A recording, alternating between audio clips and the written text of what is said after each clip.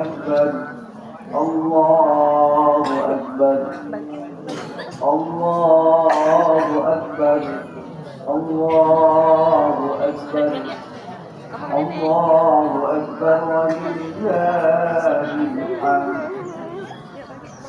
الله أكبر كبيرا والحمد لله كثيرا وسبحان الله بكرة وأصيلا لا إله إلا الله ولا نعبد إلا إياه مخلصين له الدين ولو كره الكافرون لا إله إلا الله وحده صدق وعده ونصر عبده وعز جنده وهزم الأحزاب وحده لا إله إلا الله والله أكبر الله أكبر ولله الحمد أما بعد أوصيكم ونفسي وإياي بتقوى الله وطاعته لعلكم تفلحون. قال تعالى في محكم تنزيله وهو أصدق القائلين أعوذ بالله من الشيطان الرجيم يا أيها الذين آمنوا اتقوا الله حق تقاته ولا تموتن إلا وأنتم مسلمون. Sadaqallahul azim. Ma'asyiral muslimin, genap jamaah sholat Idul Fitri yang berbahagia. Puji dan syukur mari kita panjatkan kepada Allah Zat yang Maha Ghafur atas perkenannya, rahmatnya, nikmatnya hingga saat ini masih keadaan sehat walafiat, panjang umur dan diberikan kesempatan untuk kembali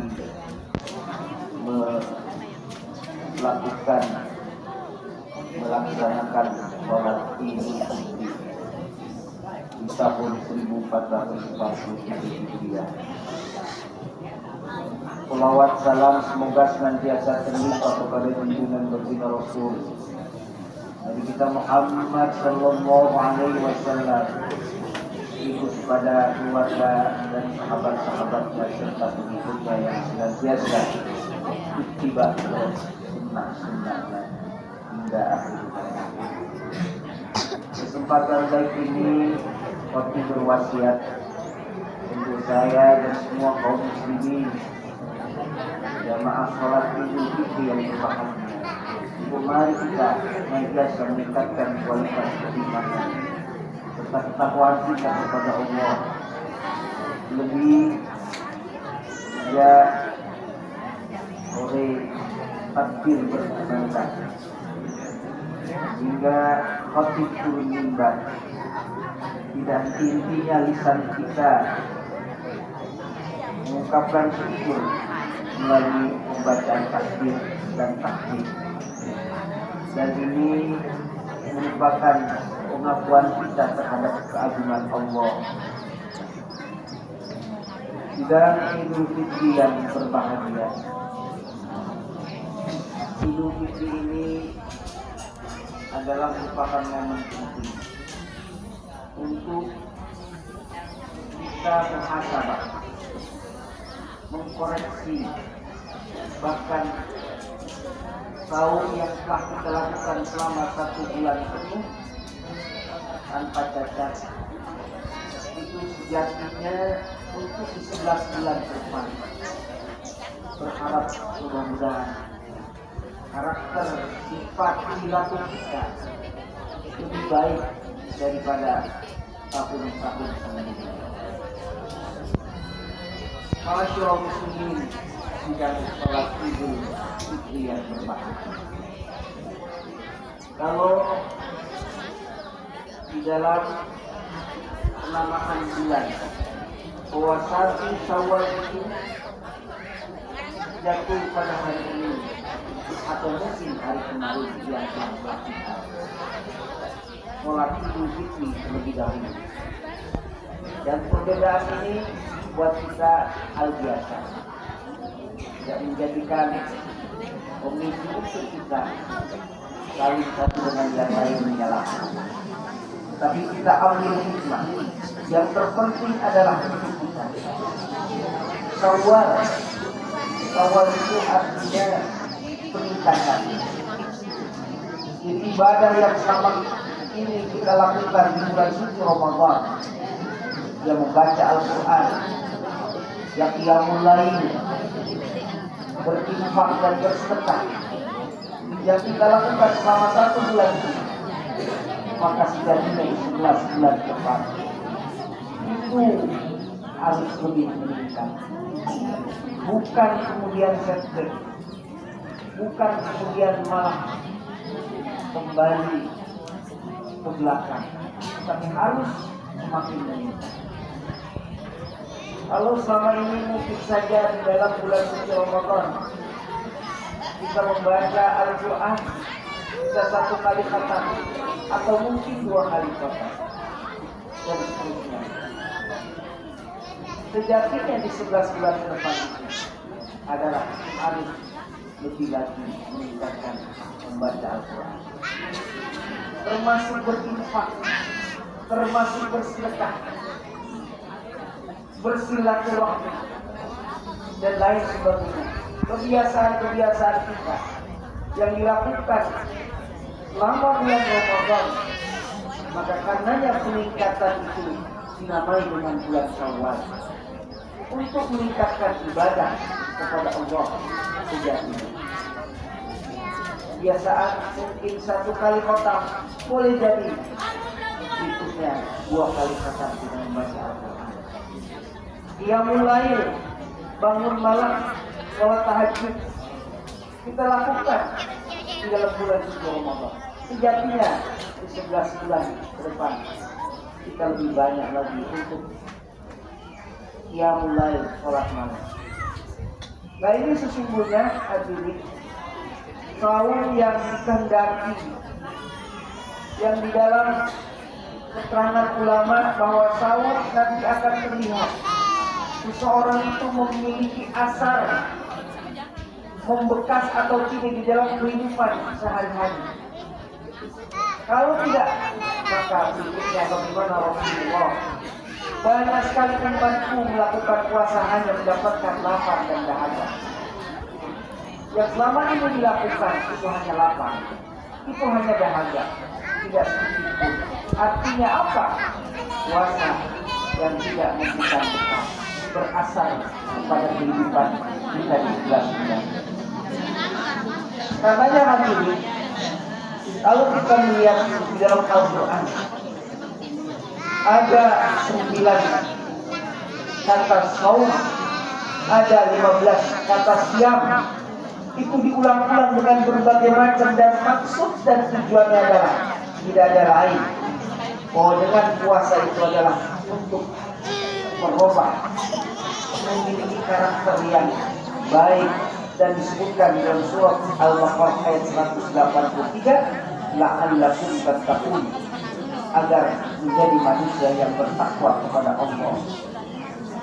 Orang yang bertakwa tidak ada di dalam dirinya keserakahan. Maka puasa dianjurkan oleh Allah sejak ada Nabi Adam alaihissalam. Bahkan di dalam kitab Tafsir Mumin karya Syekh Nawawi Barman mengatakan mundu Adam, sejak Adam. Kenapa pertanyaan kita? Puasa ini dilakukan oleh manusia-manusia sebelum kita, sejak Adam. Karena manusia memiliki karakter, memiliki sifat, memiliki watak serakah.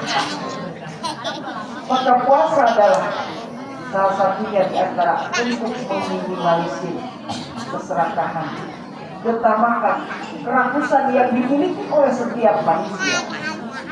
Maka di dalam kesempatan dan ini kami pun mengingatkan kepada kita semua, di dalam Idul Fitri, momen penting untuk mari kita. Yang pertama tentu sudahkah kita menghayati yang saat ini kita sedang melakukan zakat fitrah, dan itu adalah menjadi bagian salah satu di antara untuk meminimalisir keserakahan di dalam hidup.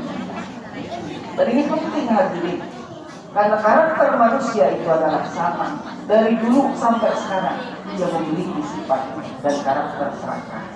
Maka disebutkan di dalam kitab Nasaihul Ibad, sabuknya adalah serakah, rakus.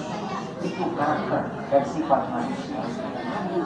Manusia yang jangankan makanan, minuman, benda saja materi bisa dimakannya.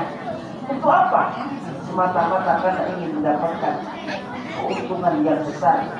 Itulah karakter keserakahan manusia. Nah, orang-orang yang puasa, lapar, ketika ia harus anjurkan untuk kebersamaan dengan melakukan zakat fitrah, dan fitrah itu sejak kita hilal ada sudah boleh dilakukan. Untuk apa itu? Untuk menanamkan dalam diri kita bahwa ternyata ada di antara orang-orang yang di sekitar kita mungkin saja mereka lapar, maka menjadi tumpah dengan fitrah itu bagi orang-orang yang miskin. Berbeda dengan orang yang puasa. Puasa kita sengaja lapar, bahkan malam kita sudah menyiapkan untuk lapar dengan mengatakan nawaitu shauma ghadin al-ada'i fi syahri Ramadan hadhihi sanati lillahi ta'ala. Itu hakikatnya bukan semata-mata niat untuk sah dan tidaknya saum, bukan semata-mata untuk itu, tetapi kita hakikatnya mengajak untuk lapar di siang hari, untuk kita mau lapar di siang hari. Berbeda dengan laparnya orang miskin yang dia tidak ada yang dimakan. Berbeda dengan kita yang mengajak. Nah, ini semua harus dan ini menjadi tenggang rasa yang terjadi dan muncul lewat puasa selama ini di bulan suci Ramadan. Karenanya saya sepakat tidak hanya sampai pada mengganti baju dengan baju yang baru, tapi lebih dari itu, bagaimana dari kehidupan kita boleh jadi di sekitar kita. Ketika kita sudah berbaju, mengenakan baju yang baru, kita makan yang enak. Di sekitar kita ada yang tidak mengenakan baju baru dan ada yang tidak makan dan enak karena tidak memiliki makanan. Nah, ini semua adalah hadir sebagai yang membentuk karakter keserakahan manusia dengan yang disebut dengan zakat. Ma'asyiral muslimin, sidang Idul Fitri yang berbahagia. Banyak lagi sifat-sifat saat ini keserakahan muncul, di mana orang-orang yang luar biasa membuat kita ini kena musibah banjir, kena musibah kebakaran dan lain sebagainya. Itu diakibatkan orang-orang yang serakah, yang melakukan pemotongan kayu, penggundulan lahan, di mana-mana terjadi akibat dari tidak menganalisa dampaknya, akibat dari tidak memikirkan bahayanya lingkungannya, karena ingin mendapatkan kayu yang besar, kayu yang banyak untuk dijual dengan harga yang mahal tanpa memperhitungkan seperti apa dampaknya, bahayanya terjadi. Dan ini Allah sedang perlihatkan saat ini. Orang-orang yang serakah, banjir terjadi beberapa bulan yang lalu di Aceh seperti apa, di tetangganya seperti apa juga banjir yang sangat luar biasa. Ini memprihatinkan kita. Itu akibat daripada orang-orang yang serakah. Karenanya kalau tadi di awal bahwa orang-orang yang serakah itu jangankan makanan, kayu saja dimakan. Kayu saja dimakan seperti itu karena ingin mendapatkan untung besar tanpa memperhitungkan dampak pada lingkungan yang bakal terjadi. Ini yang terjadi saat ini, Allah sedang perlihatkan. Karena yaitu Islam sejak dulu zaman Nabiullah Adam untuk mengendalikan itu semua, agar ketika kita makan pun hari makan yang tidak hanya sekedar perut